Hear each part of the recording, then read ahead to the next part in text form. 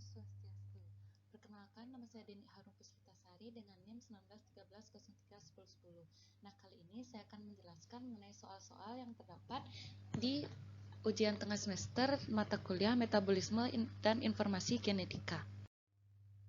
Baik, untuk soal pertama yaitu melalui gambar yang diberikan, jelaskan tentang metabolisme dalam tubuh makhluk hidup. Nah, metabolisme merupakan seluruh reaksi biokimia dalam suatu organisme yang terjadi akibat adanya interaksi spesifik antara molekul-molekul dalam sel beserta perubahannya. Secara umum, metabolisme memiliki dua arah lintasan reaksi kimia organik yang mana seperti terlihat pada gambar. Nah, yang pertama yaitu katabolisme. Katabolisme ini merupakan serangkaian reaksi yang memecah atau menguraikan molekul-molekul besar atau senyawa kompleks dengan tujuan untuk menghasilkan atau menyediakan energi serta komponen yang dibutuhkan oleh reaksi anabolik atau anabolisme. Nah, secara umum ada 3 tahapan yang terjadi, yaitu yang pertama, senyawa makromolekul dicerna atau dipecah menjadi komponen yang lebih kecil di luar sel. Lalu molekul-molekul kecil ini akan masuk ke dalam sel untuk dikonversi menjadi molekul yang lebih kecil lagi dan biasanya dalam bentuk asetil koenzim A atau asetil CoA yang menghasilkan energi. Nah, gugus asetil CoA ini akan dioksidasi oleh air dan karbon dioksida melalui siklus asam sitrat dan transport elektron, yang mana menghasilkan energi dengan mereduksi NAD positif menjadi NADH. Lalu yang kedua yaitu anabolisme. Anabolisme ini merupakan serangkaian reaksi yang menggunakan energi hasil proses katabolisme untuk mensintesis molekul kompleks. Nah, ada 3 tahap dasar pada anabolisme ini. Yang pertama yaitu sintesis bahan kimia seperti asam amino, monosakarida, dan nukleotida. Lalu tahap yang kedua yaitu mengaktifasi bentuk reaktif menggunakan energi yaitu ATP. Dan tahap ketiga adalah penyusunan bahan kimia tersebut menjadi molekul kompleks ataupun biomasa. Nah, untuk soal kedua yaitu jelaskan struktur dan fungsi biomembran. Nah, struktur biomembran dikenal dengan model fluid mosaic, yang mana pada model ini memperlihatkan beberapa molekul protein menyisip atau menempel pada 2 lapisan lipid penyusun utama dari membran. Nah, di bagian dalam membran ini juga terdapat beberapa protein atau bagian molekul protein yang bersifat hidrofobik tersusupkan. Selain itu, terdapat pula molekul protein yang menembus kedua lapisan lipid tersebut. Nah, fungsi biomembran ini tidak hanya sebagai pelindung bagian dalam sel saja, tetapi juga sebagai bagian dari sel yang mengandung sistem kompleks yang memindahkan molekul-molekul organik tertentu atau membiaskan ion anorganik spesifik untuk masuk ke dalam dan produk-produk tertentu keluar dari sel. Nah, selain itu, biomembran berfungsi sebagai katalis dalam beberapa reaksi metabolisme dan tentunya juga berfungsi sebagai tempat berlangsungnya reaksi metabolisme karena pada membran terkandung atau terdapat jumlah enzim, yang mana hal inilah yang menyebabkan biomembran dapat berfungsi sebagai katalis. Lalu soal ketiga yaitu jelaskan apa yang Anda ketahui mengenai jalur glikolisis, jalur gluconeogenesis, perbedaan proses glikolisis dan gluconeogenesis, hitunglah jumlah ATP yang dihasilkan oleh metabolisme 5 mol glukosa pada jalur glikolisis aerob, dan jelaskan sistem pengendalian jalur glikolisis. Nah, jalur glikolisis merupakan jalur dari metabolisme yang memecah molekul glukosa menjadi asam pirufat. Nah, jalur glikogenesis merupakan jalur dari pembentukan glukosa dari senyawa atau zat yang bukan berasal dari karbohidrat.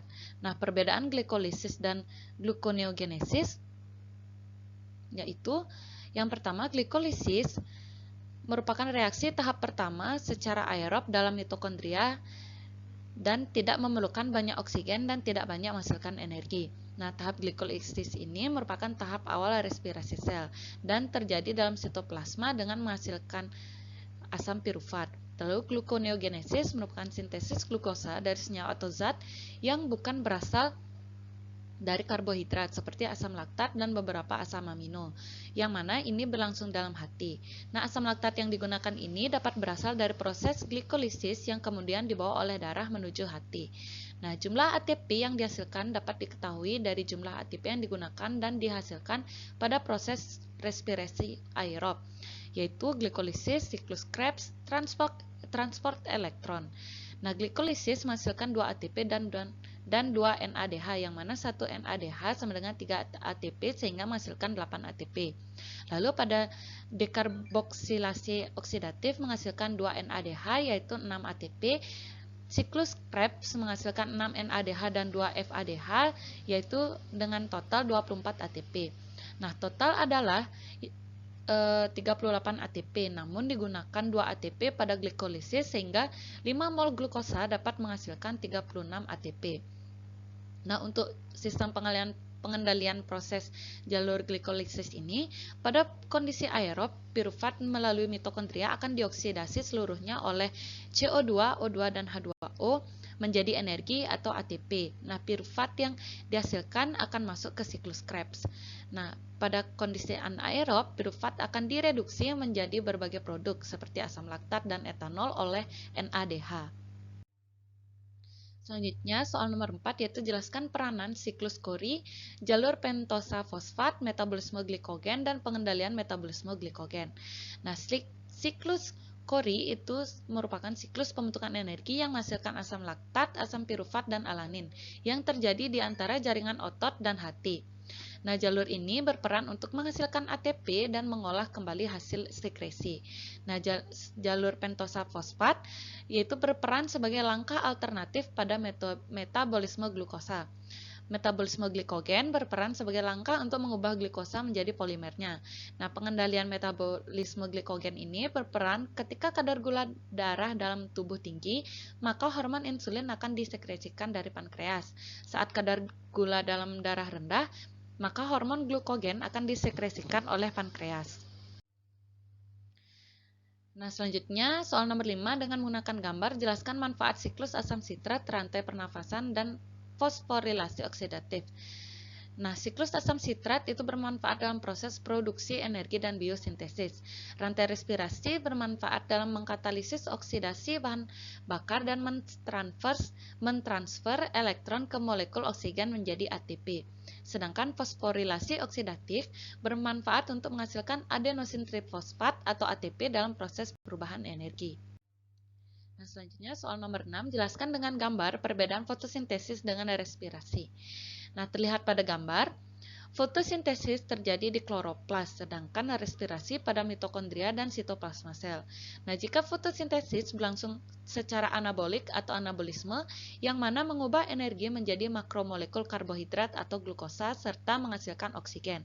Maka, pada respirasi berlangsung secara katabolik atau katabolisme, yang mana memecah makromolekul karbohidrat menjadi energi atau ATP dengan produk samping yaitu karbon dioksida dan air.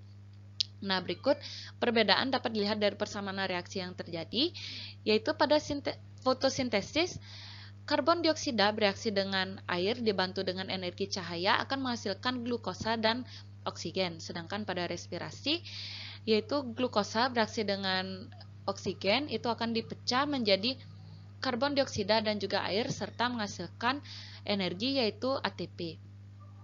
Nah, sekian penjelasan saya mengenai soal-soal pada ujian tengah semester mengenai mata molekul, metabolisme, dan informasi genetika. Sekian yang dapat saya sampaikan. Om Santi Santi Santi Santi Om.